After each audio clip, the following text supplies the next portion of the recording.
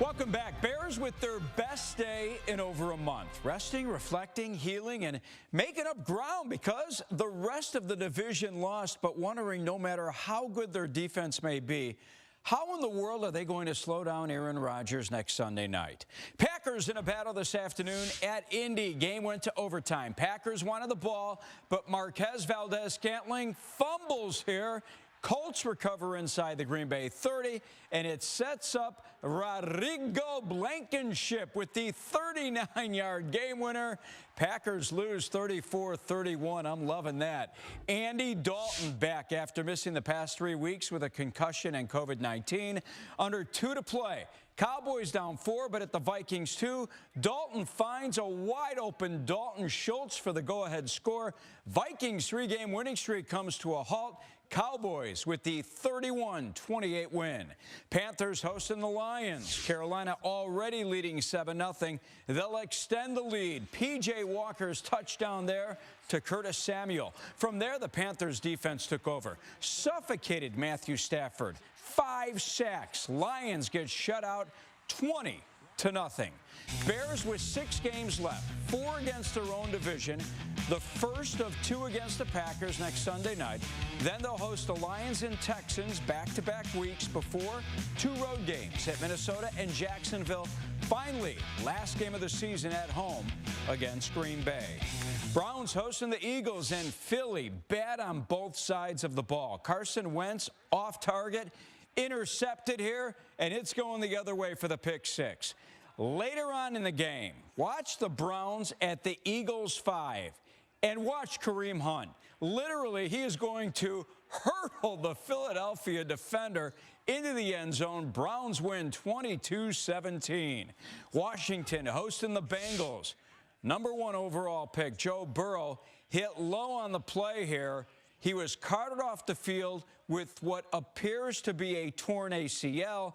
Bengals with a 2-point lead in the 3rd, but Alex Smith's touchdown pass put Washington in front. They win 20-9. Northwestern's finally getting noticed and respect after handling 10th-ranked Wisconsin last night. Cats climbed to 11th in the latest AP poll, 5-0 for the first time in 24 years, back when Pat Fitzgerald was a senior linebacker. We expected this. This wasn't something that is a surprise to anybody in our program. You know, you fall back to your training, you fall back to the way that you prepare. This group has got an amazing camaraderie, an amazing brotherhood. And, you know, this wasn't an upset tonight in our locker room. We fully expected. And, you know, when I visited with the broadcast crew yesterday, they said, you seem awfully confident. I said, yeah, our guys have put in the work to put themselves in position to play an outstanding opponent. And now we got to go out and make it happen. And to our young men's credit and our staff's credit, we were able to do that tonight. Yeah, congrats to the Cats. Couple of notes tonight. The AP poll once again has Alabama number 1, followed by Notre Dame, Ohio State, and Clemson. Donovan Mitchell signs a 5-year, $195 million extension with Utah. Jason Tatum gets $195 million from the Celtics. And the Lakers signed Marc Gasol to a 2-year deal. Coming up next, after the commercial break, the Sports Zone. My partners from Bears Postgame Live join me to discuss what the Bears need to do to turn things around the final 6 games. And we'll also talk some college football. Guys? Thank you, Lou. All right, let's get a check on the forecast with Bill. I want to see that 7-day again.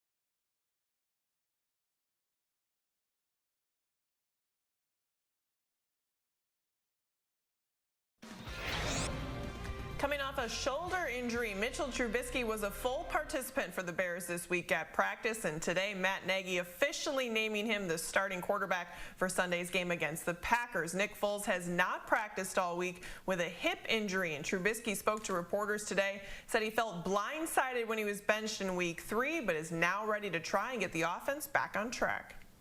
It's a big opportunity, and I think more than anything, what means most to me is just have an opportunity to come back and be there for my guys when we just need to find a way to win, and however that is. So coming back, it's obviously a big rivalry game, and then us being in the situation we are now, we need to find a way to get in the win column. And be sure to flip over to Fox 32 after the Bears-Packers game Sunday night for Bears Post-Game Live. We'll bring you reaction from head coach Matt Nagy and Mitchell Trubisky live. Notre Dame looking to remain undefeated this season, visiting North Carolina today. Game tied 17-all at halftime, but the Irish reclaim the lead on this Ben Skronik touchdown run. They'll add another touchdown in the fourth to win 31-17 and improve to 9-0. Illinois certainly had its work cut out for them today against Ohio. Bobcats up 2 with under a minute to play. DeMonte Williams will knock down the go-ahead 3. Illinois escapes with the 77-75 victory.